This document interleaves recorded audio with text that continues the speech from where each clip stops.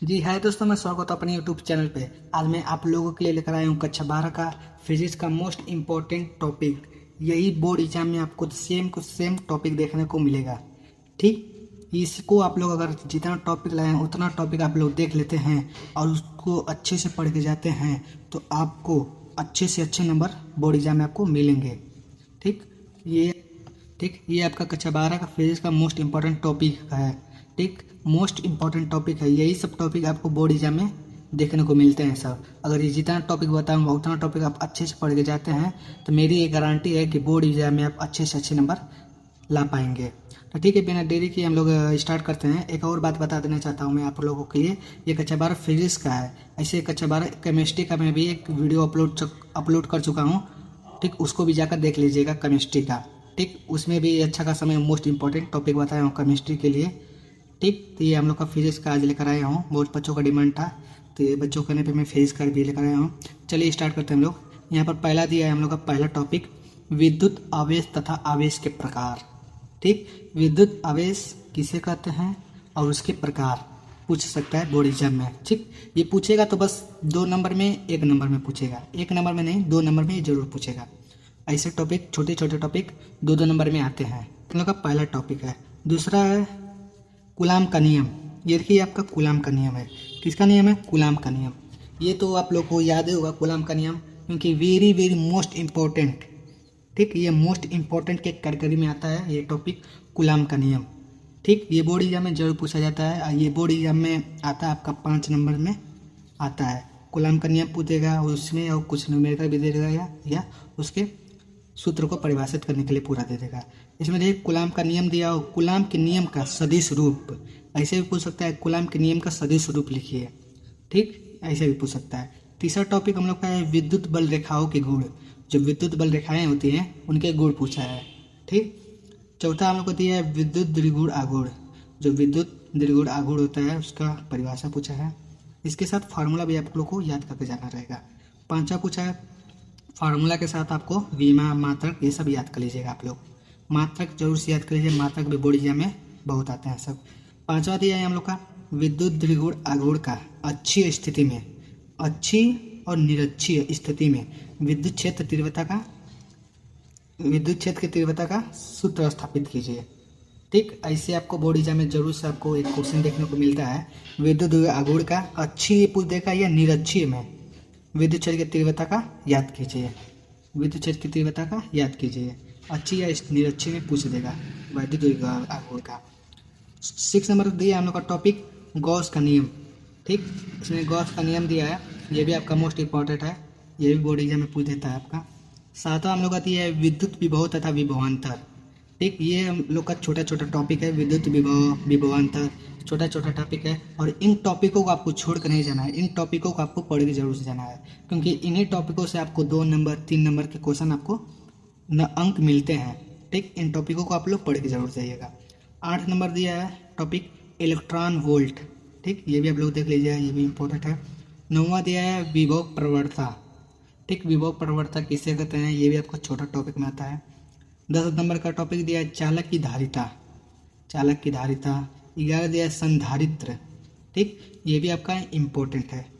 ठीक, संधारित्र और समायोजन, मतलब संधारित्रों का समायोजन।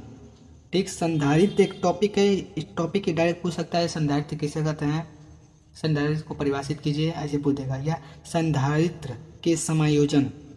ठीक, संधारित्र के समायोजन को परिभाषित कीजिए, संधारित्र के समायोजन का सूत्र लिखिए, ये सब पूछ देगा।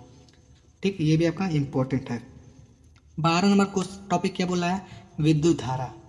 ठीक, ये भी आपका इम्पोर्टेंट लेसन 4 का है, विद्युत धारा। Very very most important question विद्युत धारा। 13 आ जाता है हम लोग का ओम का नियम, ये भी आपका इम्पोर्टेंट है, ओम का नियम। 14 हम लोग का है विशिष्ट प्रतिरोध अथवा प्रतिरोधकता। ठीक, विशिष्ट प्रतिरोध अथवा प्रतिरोधकता है। ठीक, ये भी इम्पोर्टेंट है, छोटे छोटे टॉपिक हैं। 15 दिया है विशिष्ट चालकता। ठीक, ये भी इम्पोर्टेंट है। ये सब जितने छोटे छोटे टॉपिक बता रहा हूँ उसको आप लोग जरूर से देख कर जाएगा। ऐसे ही बोर्ड एग्जाम में 2 नंबर से 3 नंबर 4 नंबर के क्वेश्चन में आते हैं, 4 नंबर नहीं 2 नंबर के क्वेश्चन में आते हैं। 16 नंबर दिया है किरचॉफ का नियम। ठीक, ये किरचॉफ का नियम है, ये भी इम्पोर्टेंट है। पर ये जो किरचॉफ का नियम है इसको आप लोग अच्छे से पढ़ के जाइएगा, क्योंकि वेरी वेरी मोस्ट इंपॉर्टेंट है, क्योंकि ये आता है तो बड़े नंबर में आता है, 4 या 5 नंबर में आता है।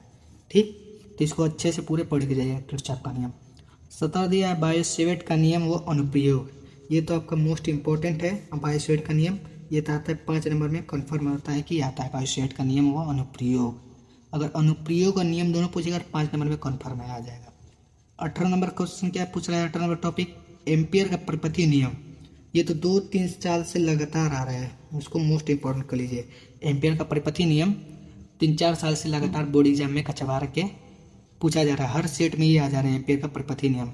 ये आपका 2024 में भी हर सेट में आया है, 2025 में भी आएगा एम्पियर का परिपथीय नियम। 19 दिया है चुंबकीय क्षेत्र। ठीक, एक ये चुंबकीय क्षेत्र है जरा, एक होता है चुंबकीय फ्लक्स।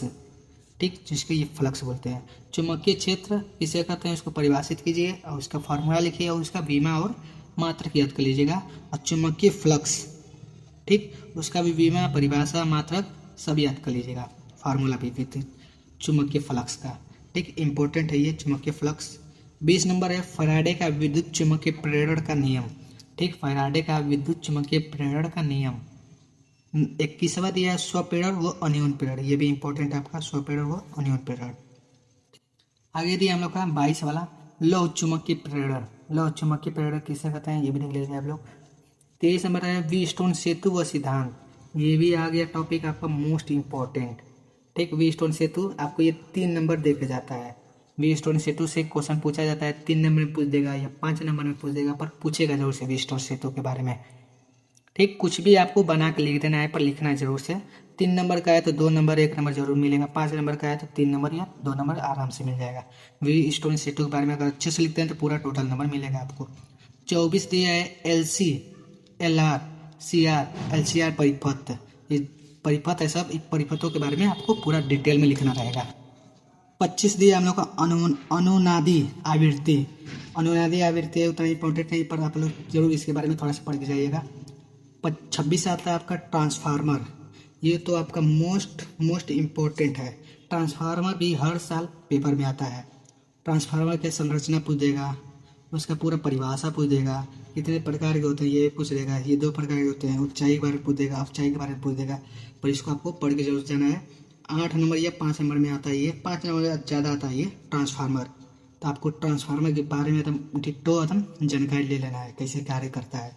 ठीक, 27 हम लोग का है विस्थापन धारा। ये भी इम्पोर्टेंट है आपका, विस्थापन धारा। 28 हम लोग का है विद्युत चुम्बकीय तरंग की स्पेक्ट्रम श्रेणी। 29 हम लोग का है उत्तल दर्पण, अवतल दर्पण। ठीक, उत्तल दर्पण और अवतल दर्पण, ठीक, जितने हैं उनके सारे के बारे में आप लोग अच्छे से जानकारी ले लीजिएगा। उत्तल दर्पण का प्रतिबिंब कैसा बनता है, अवतल दर्पण का प्रतिबिंब कैसा बनता है, फोकस दूरी पर रखने पर कैसे बनता है, बिंदु पर रखने पर कैसे बनता है, जितने हैं सब आपको एकदम अच्छे से जानकारी ले लेना है अवतल दर्पण के बारे में और उत्तल दर्पण के बारे में। ठीक, 30 दिया हम लोग का निरपेक्ष अपवर्तनांक। ये भी सही है। 31 हम लोग का क्रांतिक कोण। क्या है, क्रांतिक कोण। ये भी आपका इम्पोर्टेंट है, 2 नंबर में आया था बोर्ड एग्जाम में ये भी। 32 आपका दिया है अवतल या उत्तल गोलीय पृष्ठ के लिए अपवर्तनांक का सूत्र। ठीक, अब बोर्ड एग्जाम में ऐसे पूछ देगा उत्तल गोलीय पृष्ठ के लिए अपवर्तनांक का सूत्र लिखिए, या अवतल का पूछ देगा अवतल गोलीय पृष्ठ के लिए अपवर्तनांक का सूत्र लिखिए। ठीक, इसका सूत्र अच्छे से याद कर लेंगे। 23 आता है लेंस मेकर सूत्र। लेंस मेकर सूत्र ये भी आपका इम्पोर्टेंट है। 34 दिया आपका संयुक्त सूक्ष्मदर्शी। 35 दिया हाइगेंस का तर्क सिद्धांत। ये भी इम्पोर्टेंट है। 36 दिया प्रकाश का व्यक्तीकरण एवं प्रकार। 37 दिया है विवर्तन या प्रकार। विवर्तन के प्रकार पूछ देगा या विवर्तन केवल ये टॉपिक उठा देगा। 38 दिया है व्यक्तीकरण तथा विवर्तन में अंतर। 39 दिया है प्रकाश का ध्रुवण। ये भी इम्पोर्टेंट है आपका। 40 दिया है प्रकाश विद्युत प्रभाव। 41 दिया है कार्यफलन, इम्पोर्टेंट है आपका। 42 दिया है देहली आवृत्ति। ये भी आपका इम्पोर्टेंट है।